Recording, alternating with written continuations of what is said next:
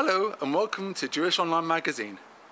My name is David Barry and my special guest is Denise Phillips, professional chef and the UK's leading Jewish cookery writer. She writes for the Jewish News and Jewish Chronicle and is a frequent broadcaster on radio and TV. Firstly, I congratulated and wished Denise mazaltov on her new book, The Gourmet Jewish Cookbook, which has more than 200 inspiring recipes from around the world, drawing on the unparalleled richness of Jewish cuisine and history. The book is published by the Robson Press. Thank you very much. This is number five, my fifth cookbook. I think every time a new book gets published, an air of excitement when it arrives through the post and you think, did I really do this? Have I written all those recipes? So thank you very much. And thank you for joining Jewish Online Magazine as well. Can I begin by asking you, Denise, how much energy, experimentation and research goes into each recipe? Well, every single recipe is different. The inspiration could come from maybe a new ingredient or a new cookery class that I've got to write with a particular theme, or perhaps there's a Yom Tovim coming up. I know every Rosh Hashanah I have to write new recipes. I have to write something with apples. I have to write something with pomegranates. So it's a twist, a turn. And then where do you get the energy from? Well, it's like anything, you like to experiment. So one recipe may take 2 or 3 times, others will become just the first time you just write it. Or you'll use an old favourite and you'll twist some ingredients and get something completely different. So it's a good question, but each one will vary. What was behind introducing each recipe with an introduction background? It just makes it more interesting. I mean, if you have a little bit of information about either the ingredients or the historic side. So, for example, the tagine recipe will talk about the Jews of Morocco. The chicken paella recipe talks about the Jews of Spain. So the recipe has a bit more meaning. And then I talk about maybe the symbolism of particular ingredients. So, for example, Rosh Hashanah is around the corner. We often have carrots. But why do we have carrots? We have the carrot and apple soup recipe. Well, the Yiddish word for carrots is mirim, and what it essentially means, it means abundance, plentiful. But when you cut a carrot long ways, it looks like a disc, which means it's coins. So not only do we want a fruitful and healthy Jewish New Year, but we also want a prosperous one. You describe that Jewish cookery is arguably the first example of fusion food. Can you expand upon this? Yes, this is a wonderful question, because fusion is essentially East meets West. So what we're talking about is maybe the Jews have really travelled, often through persecution or because they just fled for different reasons, and what they've taken with them is the ideas. And so the good example is maybe the borscht that they had in Russia, and transported it into this country, and it's a real superfood. But we've now embellished this borscht with apples and red cabbage and stock. And then if we really look at the essence of what fusion, so we're talking about maybe Western size and Eastern. So maybe example of a hameen, which, as I say, has got double meaning here. We're talking about Shabbos over at the Orient, but it's chicken with paprika and saffron and cumin and coriander, and here we are making this dish here in this country because we can now get those ingredients. So it's a fusion of all those really magical, colourful, flavoursome ingredients all together. Thank you for that answer, Denise. The layout of the book is a very user-friendly fashion, isn't it? Well, I think so. I say once you've written 1 or 2 books, and say I have now, you really know what you think is what the buyer wants, what the cook wants, and what the publisher wants, quite frankly. You want books that sell. And a book that sells is a book that is user-friendly. With there's 3 indexes. There's a general index, there's a Parav index, and there's a Pesach index. So if you're looking for a Pesach dessert, you can find it immediately. In addition, the way the ingredients are set out, they are grouped together.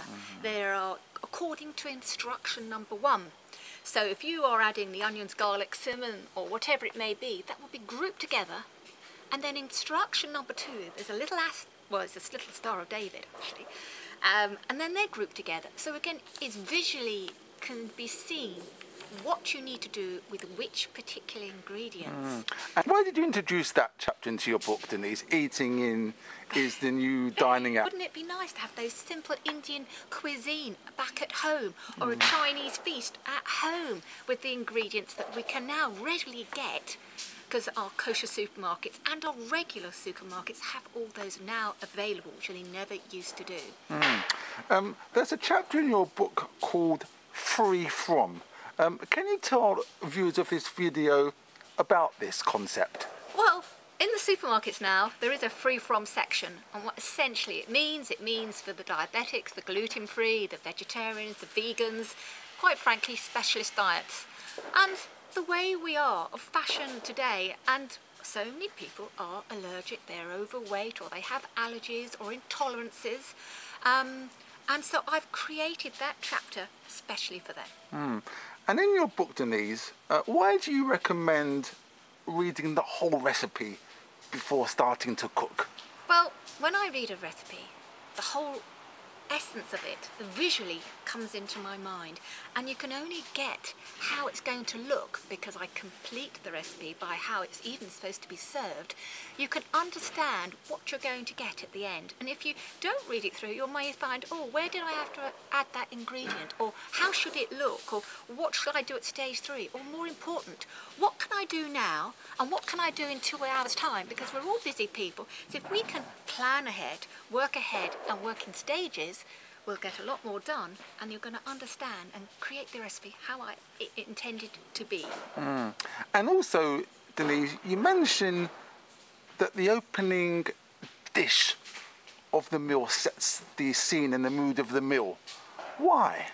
Because if you have a really heavy starter, there's no way that your guests or your family members can do justice to the main course and the dessert if you've got a very heavy main course and a very heavy dessert.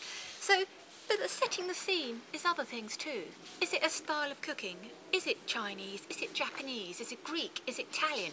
Wouldn't it be nice to have Italian all the way through, or Greek all the way through, a Mediterranean style? Or if it is Yom Tov, why not have all the foods that are symbolic together, because it makes it more meaningful. So it does set the scene. And, you know, if you have got something in season, far better to eat in season than trying to get ingredients that are not, because they're going to be far more flavoursome and colourful. Actually, Denise, you've anticipated my next question, but I'll ask it anyway. When you kindly gave me your book to peruse, I immediately turned to chapter 6, and finally something sweet. My favourite. In our household, we never reach the desserts, and for me it's the best part of the meal. What recommendations do you have to reach the final course? Well, I say a balanced meal, quite frankly. Perhaps a smaller starter, or even not bothering with starters. Maybe just a few little canapes. Or even, you know, depending what the occasion is. Is it just a family meal, every weekday meal? Then maybe just some carrots and hummus and something healthy there, and you know, a middle-sized main course, and then you've got room for dessert. And do you find that chefs and cooks that may have not looked into Jewish cookbooks previously are beginning to do that now? Well, as I say, it is a very exciting genre of cooking, a style of cooking, because we can eat everything that they can, provided, say, it fits in with kosher. So be a creative, what you are. How many chefs do enjoy eating traditional chicken soup, Jerusalem kugel, lokshen pudding, or whatever it may be, but serve it the stylish way. Individual ones, maybe little apricot lokshen pudding is in there. So what I'm saying is, with the enthusiasm for cooking, generally on TV, cookbooks, it's got a real fashionable air to it, and I just think that this cookbook captures all those elements. And for the busy household, you also include recipes that can be prepared and cooked in quick time. Do you think this is becoming a more popular option? And can quick meals be filling and nutritious? Yes, yes, yes. Firstly, I think we've got to think about it every day. You are personally responsible, whoever's cooking, to keep your family healthy. 5 a day, all the fruit and vegetables, if you don't give it to them, they aren't going to eat it. Always been the belief that, well, there's plenty of fussy eaters in every single family household, but unless they're allergic to it, I'm afraid it goes in one ear and out the other. They'll try it again.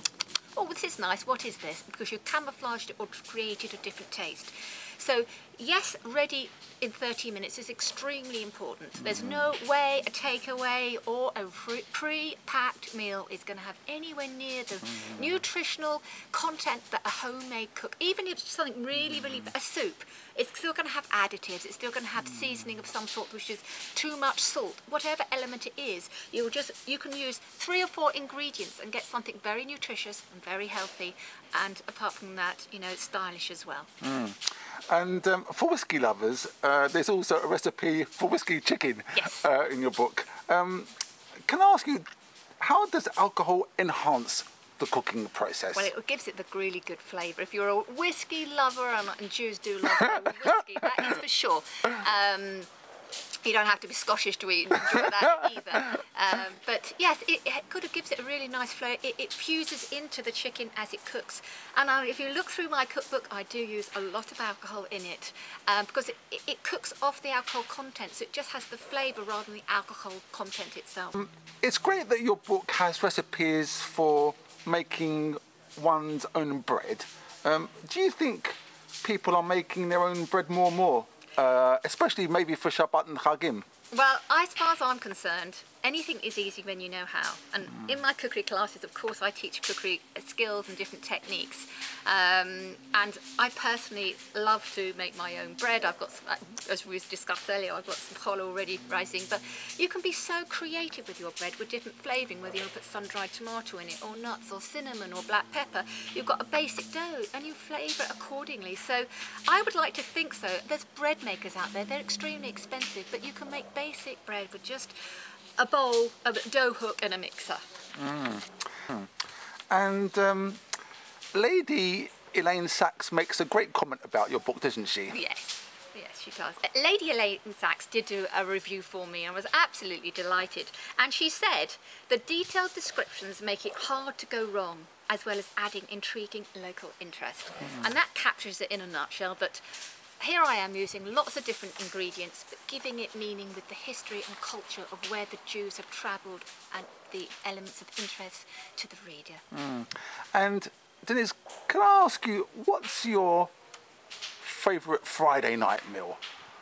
Well, I do love chicken soup, but as an option, instead of having chopped liver, what I do like is my smoked salmon pate, because I think it's quicker and it's healthier as well. It's fresh salmon and smoked salmon, and I use the non-dairy cream cheese, the Taguti cream cheese, and just whiz it together with a little fresh dill and lemon juice, and it's done much quicker than chopped liver, and I say it's a lot healthier as well.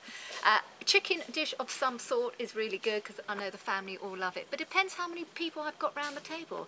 If I've got a house full, then it's probably going to be a stuffed turkey because that will feed 15 plus, or it's just that, a few of us. I mean, this Friday night my kids are all away, so I think it's just my mother and some friends, so it's smaller. We might be able to have a roast beef dinner because there's less of us. So, but it's an opportunity to cook and to spend time with the family, for me to experiment, because they're all my guinea pigs. And do you have time to cook during the week, Denise? I cook every day, like everybody. You got to eat, you got to cook, and it doesn't come out the packet. And are you a fan of sitting down with the family, or perhaps TV dinners? Never. It's never. We don't even have TV on at the mealtime. It's one of those elements of family bringing up. We sit down to dinner as a family and the TV goes off. Do you think that perhaps today that is lacking in maybe? Yes.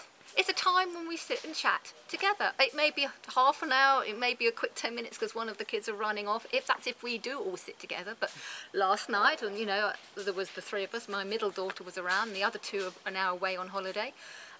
TV goes off and we sit and talk about the day like any other family. And it's great your new book has got vegetarian options as well. Well, I think so. It's an option that a lot of people are wanting, that part of cuisine. It also means, well, there is a Jewish vegetarian society as well. People are very conscious of their health, and we have a responsibility to have as many vegetables in our diet anyway. You don't have to be vegetarian to have a vegetarian meal. And some of the recipes which I was are parav one, which is excellent, because if you've got a meat meal, you can have a veggie option that's parav, which you can still eat together as a family.